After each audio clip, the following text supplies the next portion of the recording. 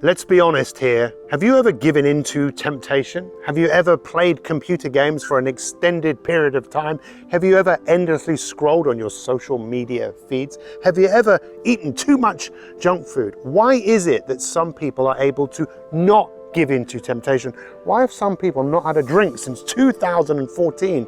Is it all about willpower? No. You're about to find out that willpower doesn't work. And I'm going to show you how to be unstoppable every single day. Let me share with you what I think to be true about willpower.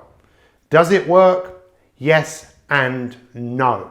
What is willpower? Well, it is the science of self-control. I've spent the last 30 years really looking at what works. As a coach, my role is all about helping someone go from where they are to where they want to be. In order to get someone to where they want to be, you've got to know where it is they actually are. You've got to find out what someone is all about. And I can tell you, what makes a great human being revolves around 4 key virtues.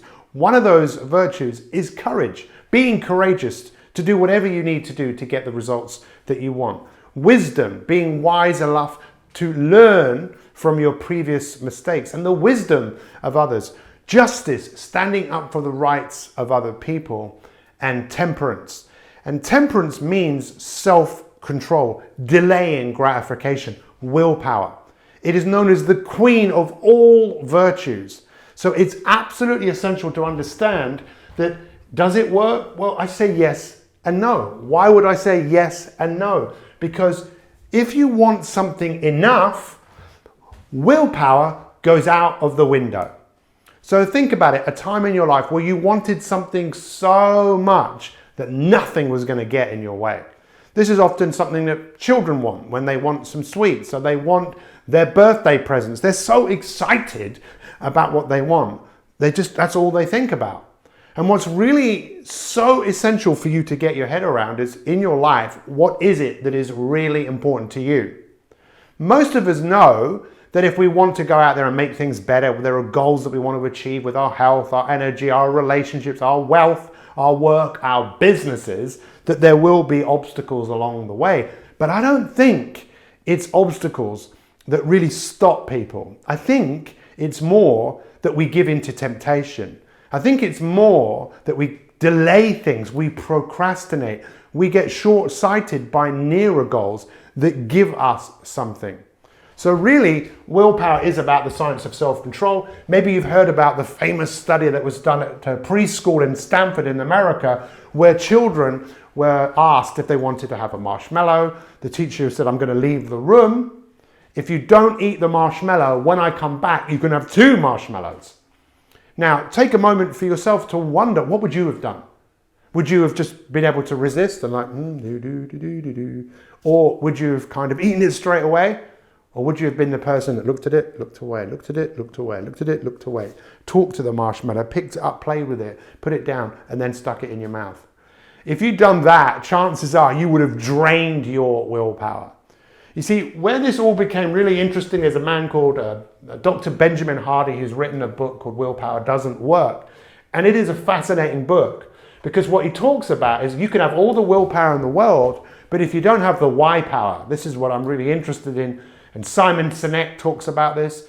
His whole thing is about knowing your why. Your why is your drive. If you have a big enough drive, then you don't really need willpower. But people who have that drive, I reckon they make up a very small percentage of people around the world. It was Napoleon Hill that said in Think and Grow Rich that he reckoned only 2% of people had that drive. So does it work? Yeah, it does. And you need willpower. But what's more important than willpower, or just as important as willpower, is your why power. Why do you want the results? What do you want? When do you want it? What do you want to have? Who do you want to become? It's so essential to get your head around this. Look, one of the oldest stories that we all know about is the story in the Bible of Adam and Eve. What are they told not to do? What do they give into? They give into temptation. Even the Lord's Prayer, lead us not into temptation. Well, I don't know if the Lord can do that for you, but I know that you can. I know that you can build your willpower But what's just as important is the environment that you are in. If you are not in an environment that supports your growth, if you're not in that environment, it's very hard.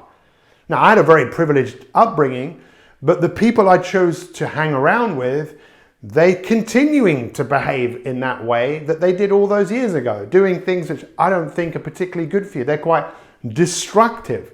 If I'd stayed in that environment, it would have been really hard to change. This is where for people that maybe have come from very disadvantaged backgrounds, where maybe they've been around abuse, where they've been around drugs, where they've been around things which are self-destructive, it can be really hard to rise up. You can have all the willpower in the world, but this is where environment is really, really, really important.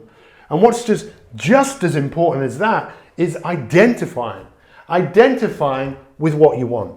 If you don't identify with what you want and you don't identify with who you need to become, what do you think is going to happen? We talk about this a lot on our YouTube videos about what Gandhi said. Gandhi said, be the change that you want to see in this world. What do you think he meant by that? He meant identifying with who you want to become. So you start to know that person. Look, this is what you see here. This was designed by a guy called Piers Steel. And Piers Steel has won the equivalent to the Nobel Prize in psychology. And this is the motivation equation. And what he talks about is driving up. This stands for V, value. And this is E, expectation. So you value what you want. You value the identity of who you want to become. And you expect it to happen. You expect it, so you drive these up every single day. Do you need willpower to do this? Yes, I think you do. If you don't look after yourself, because you see what drains willpower, what do you think drains it? Lack of sleep, too much sugar, procrastinating, getting stressed.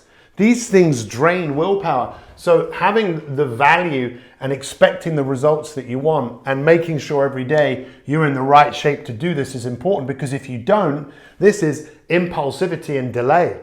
This is where most people are at.